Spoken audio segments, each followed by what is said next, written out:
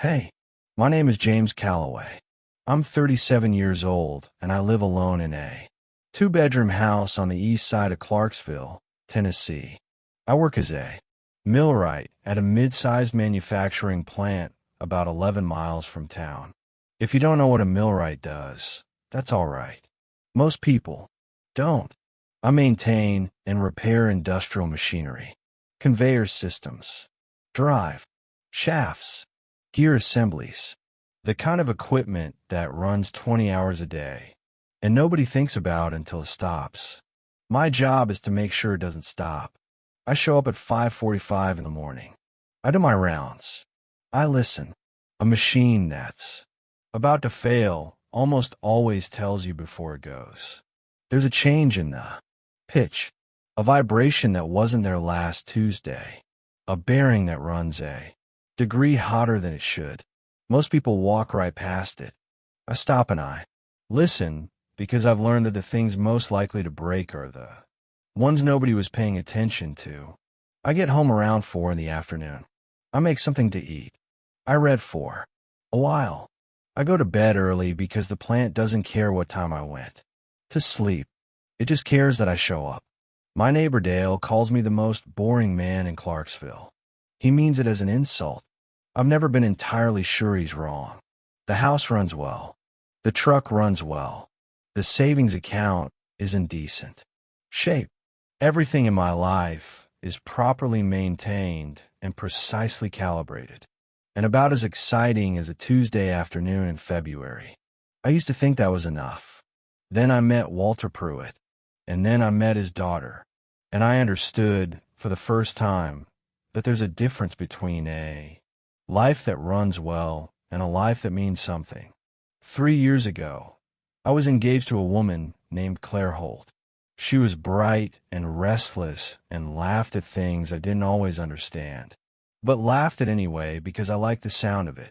We were together for 2 years. I thought we were building something. She thought she was waiting to see if something better came along. The night she ended it, she sat across from me at the kitchen table with her hands folded and said she cared about me very much. She said I was kind. She said I was reliable. She said I would make someone very happy someday. Then she said, "James, being with you is like having a really good appliance. Dependable, quiet, always there, but you don't fall in love with an appliance." She left an hour later. I sat at that table for a long time after she was gone, not crying, just sitting there in the quiet, turning her words over, trying to figure out if she was right, trying to figure out what I was supposed to do differently, whether I was supposed to be louder, more unpredictable, whether steadiness was actually a flaw dressed up to look like a virtue. I never figured it out. I went to work on Monday. I listened to the machines. I fixed what needed fixing, and I stopped letting myself think too far ahead about anyone. It was a Saturday morning in October when everything changed. I'd driven out to Pruitt's Hardware on Route 9 to pick up a specific gauge of hex bolts I couldn't find at the chain stores in town. Pruitt's was the kind of place that hadn't been updated since 1987 and was better for it. Real wood floors, bins of loose hardware sorted by hand, the smell of machine oil and sawdust so deep in the walls you couldn't separate it from the building anymore. I was in the fastener aisle when I heard the conversation 2 rows over.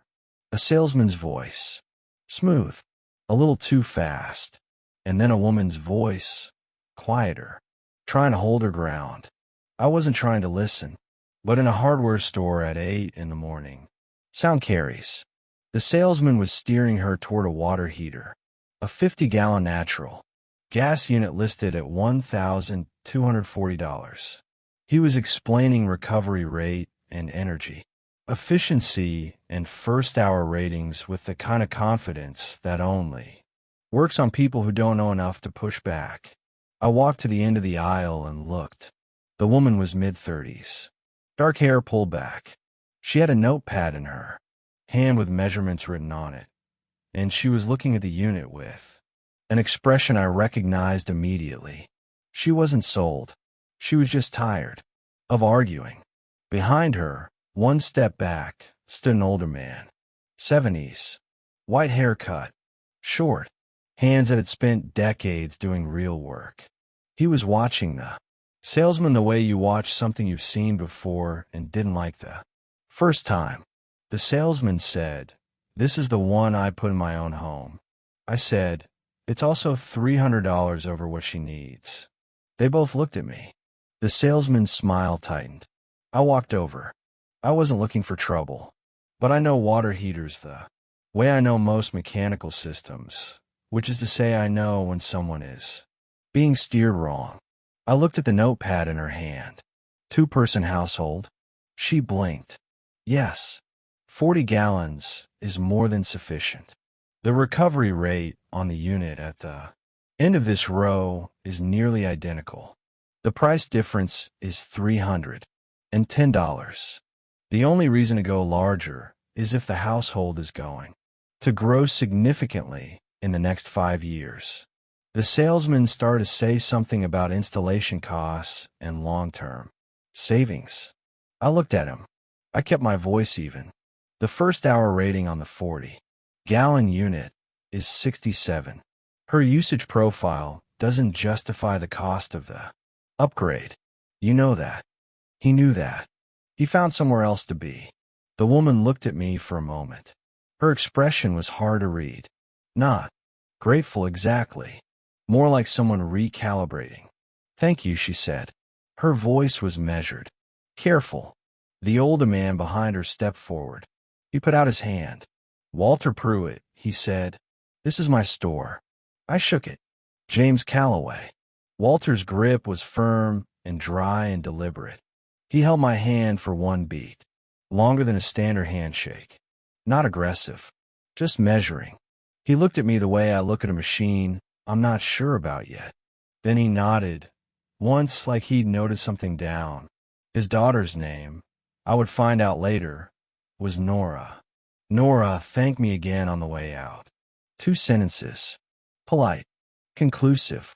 The kind of thanks that means I appreciate this, and please don't make anything of it. I didn't. I bought my hex bolts and went home and thought nothing more of it. 2 days later, my phone rang. It was Walter Pruitt. He said he'd found my number through a mutual contact at the plant. He said he had a fence post that had been leaning since spring, and his hip wouldn't let him dig anymore. He asked if I knew anyone who could help. I told him I'd come by Thursday after work. I fixed the fence post. Walter brought out 2 mugs of coffee and sat on the porch steps and talked while I worked. He asked about the plant, about machinery, about what it meant to maintain something for years and never let fail. He asked good questions, the kind that told me he already understood more than he was letting on. Nora's car was in the driveway when I arrived and gone by the time I left. I noticed. I didn't say anything about it. The following week, Walter called again. A belt on his old truck. Could I take a look? I could. Nora was not there that time, but there was a mug already set out for me on the porch railing when I arrived, which meant she had known I was coming and had left anyway. I fixed the belt. Walter talked. I listened.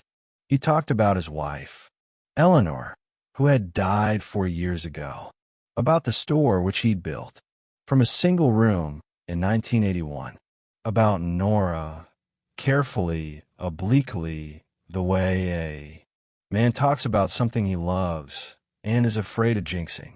She's particular, he said, staring at the tree line. I kept my eyes on the belt. Particular how?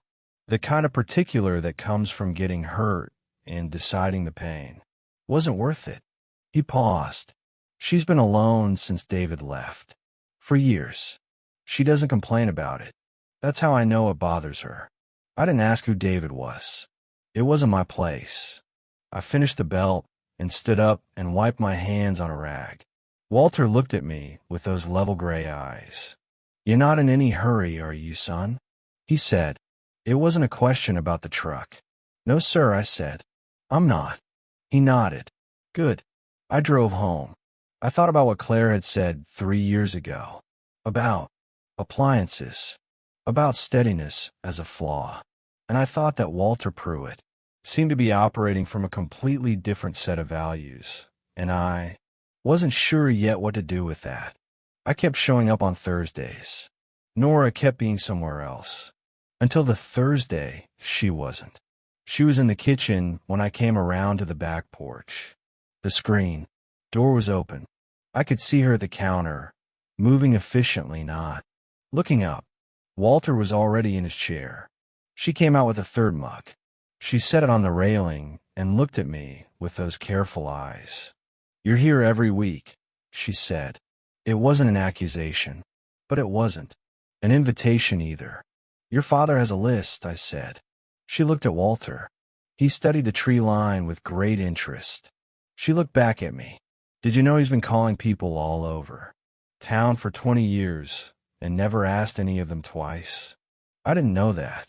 She went back inside, but she made the third mug. It was a Tuesday in November, not a Thursday. I wasn't supposed to be anywhere near Route 9.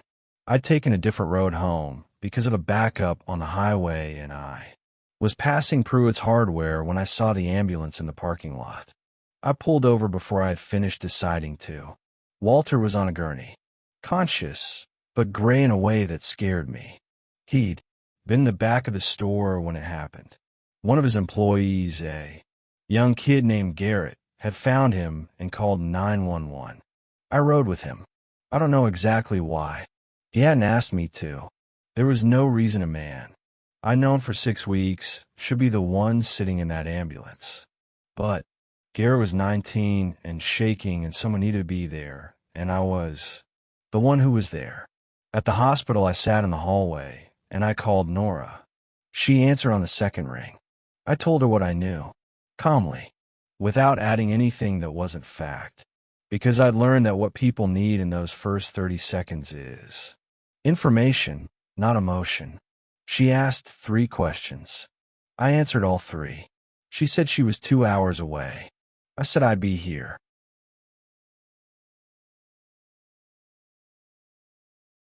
She said, "You don't have to do that." I said, "I know." I sat in that plastic chair for 2 hours and 14 minutes. I was still in my work clothes. I had machine oil on my left sleeve from a repair I'd done at 3 o'clock in the afternoon. I hadn't eaten since noon. None of that seemed important. When Nora came through the double doors, she was moving fast. She scanned the hallway and found me. I stood up. I told her everything the doctor had told me. Cardiac arrhythmia. Stable. Now, they want to run tests in the morning. He was asking for coffee, and the nurses were not giving him any. Something moved across her face. Then she looked at me. Really looked. Not the careful, measuring look from the hardware store. Not the guarded look from the back porch. Something different. She looked at my work clothes. The oil on my sleeve. The plastic chair behind me. She said, "How long have you been here?" 2 hours, give or take. She pressed her lips together. Her eyes went bright for just a moment before she pulled it back. "You didn't have to stay," she said again. "No," I said. "I wanted to." She didn't have an answer for that. We sat together in the hallway for another hour while they finished the initial tests. We didn't talk much.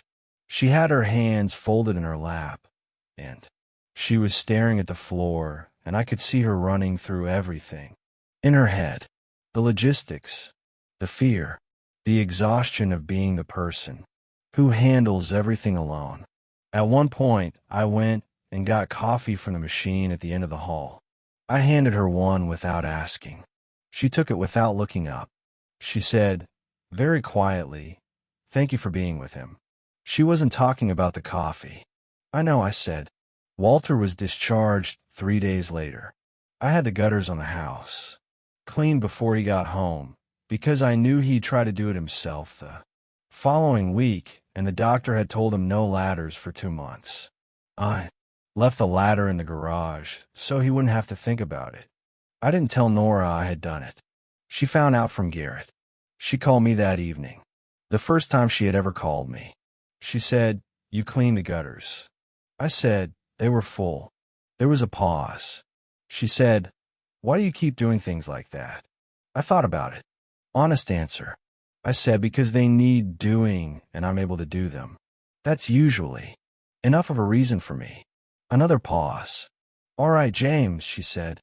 And something in the way she said my name was different from every time before. That was the moment I understood that the wall was still there. But she had opened a door in it.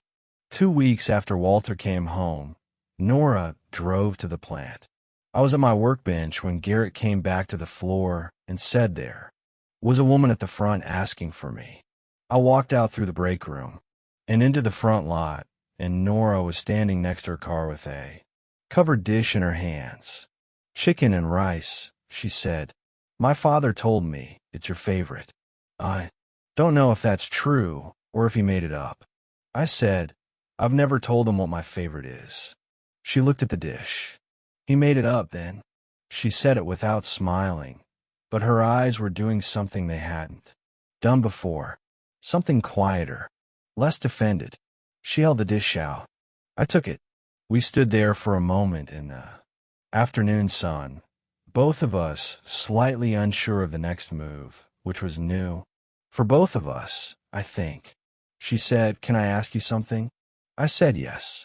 She said, "I've been trying to figure out what kind of man does what you've done. Shows up for a stranger's father, rides in the ambulance, stays in the chair, cleans the gutters, and doesn't say a word about any of it." I waited. She said, "I can't figure out if you're the kindest person I've ever met or if you want something and I haven't figured out what it is yet." I set the dish on the hood of her car. I said, "I want to have dinner with you sometime, if you're willing." That's the whole of it. She looked at me. I said, "I'm not trying to collect something. I'm not keeping score. I was raised to believe that if something needs doing and you're the one standing there, you do it." Walter needed someone. I was the one standing there. She was quiet for a long time.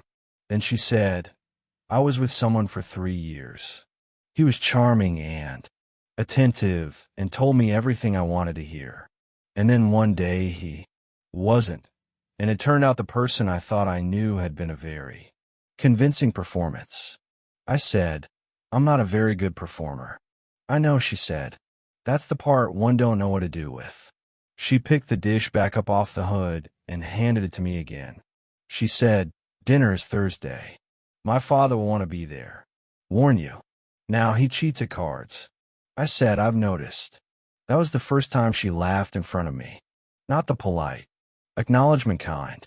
The real kind. Quick and surprised, like it had escaped before she could catch it. I drove back into the plant with a dish of chicken and rice on the passenger seat and something in my chest that hadn't been there in 3 years. That evening I sat on my workbench at home. I have a small one in the garage, and I thought about Claire, about the word appliance, about the way she'd said it like steadiness was something a man should be embarrassed by. I thought about Nora standing in the front lot, holding a dish her father had told her to bring, and asking me with complete honesty whether I was kind or calculating. I thought about the fact that she had come at all, and I understood something I hadn't understood in years. The right person doesn't ask you to be less steady. The right person is the one who finally understands what steady is worth. The Thursday dinner lasted 4 hours. Walter won 3 out of 4 card games and attributed it entirely to skill. Nora and I looked at each other across the table and said nothing, which was its own kind of conversation. After that, there were more dinners, more Thursdays, then some Sundays, then a Tuesday in December when the heat at Nora's apartment stopped working and I came over with tools and a space heater and stayed until 11 o'clock at night fixing the problem, and we talked the whole time about nothing important and everything that mattered. Walter got better slowly, the way men like him do, reluctantly and with A lot of complaint about the process. He went back to the store in January, on a reduced schedule. He stood behind the counter and directed Garrett, with the enthusiasm of a man who had not been told to slow down and was not planning to start. One Sunday afternoon in February, the three of us were at the table after dinner. Walter was shuffling cards with the focused intensity he brought to everything. Nora was washing dishes at the sink. I was drying. Walter dealt the first hand and didn't say anything for a moment. Then he set the deck down. He looked at me across the table. He said, "You know what I told that fool salesman back in October?" I said I remembered. He said, "She's not for sale." I held his gaze. He said it differently than he'd said it to the salesman. Slower, quieter, with the weight of a man who has thought carefully about every word. He said, "I said it because she's not a prize and she's not a transaction. And she's not something a man earns by being persistent or clever." He paused. But there's another part to it that I didn't say out loud. I waited. He said, "She's not for sale. She has to be chosen freely, by a man who sees her clearly and still wants to stay." The water at the sink had stopped running. Walter picked up the deck again and resumed shuffling. He said, "Deal's always been on the table, son. A man just has to be the right kind of man to see it." From the sink, Nora said quietly, "Dad." Walter said, "I'm just talking about cards." He wasn't talking about cards. That spring, Nora started helping at the store on Saturday mornings. I started coming by Saturday afternoons.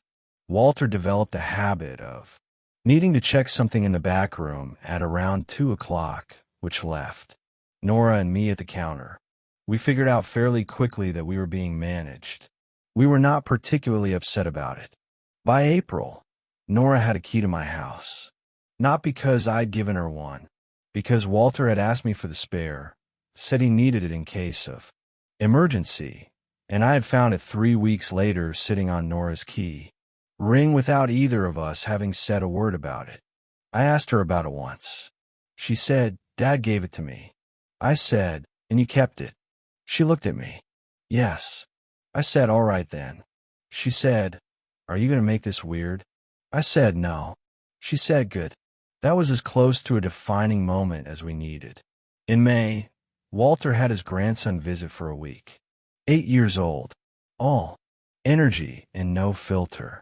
He took an immediate and inexplicable interest in following me around the property. On the second day, he found a bicycle in the garage with a broken chain and stood in front of it with the expression of someone who has located a problem and expects someone else to solve it. I showed him how to fix it. We spent an hour on the garage floor with chain links and a master clip, and a level of mechanical enthusiasm I had not seen in someone his age in a long time. When it was done, he rode it down the driveway twice and then came back and said, "Is there anything else broken?"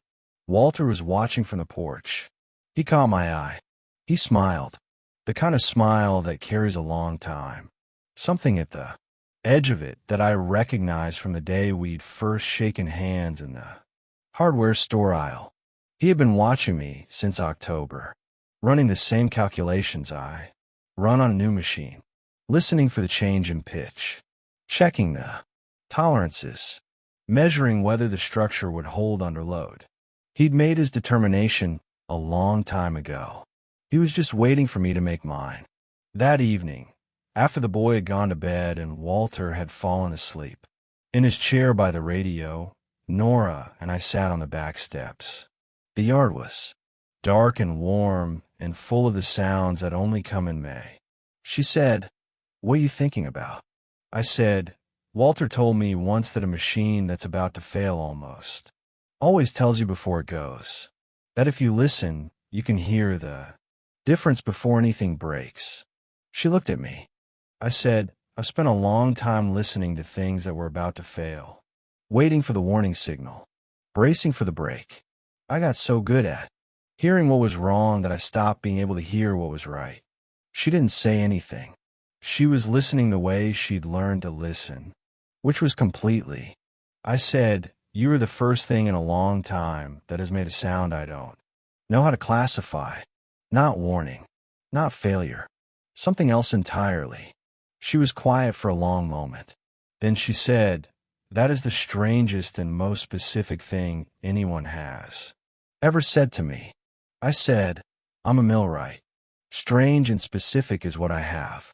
She laughed. That real laugh. The one that still surprised both of us, little every time. Then she leaned her shoulder against mine and stayed there, and we watched the yard go quiet in the way it does when the evening settles into itself, and everything that needed to be said has finally been said. I thought about Claire, about appliances, about the long flat years between her leaving and that Saturday morning in October when I'd stopped in a hardware aisle for a reason I still can't fully explain. I thought about Walter in the plastic chair at the hospital, about the way he'd held my hand for one beat longer than necessary the first time we'd met, like he was reading something. I thought about Nora's key on her key ring, sitting there like it had always been there.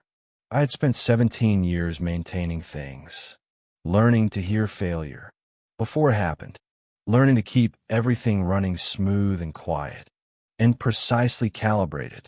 I had been very good at maintaining things. I had never understood, until now, that the point was never the machine. The point was always what the machine made possible, what the work was in service of. Walter had known that since October. I had just needed until May to catch up.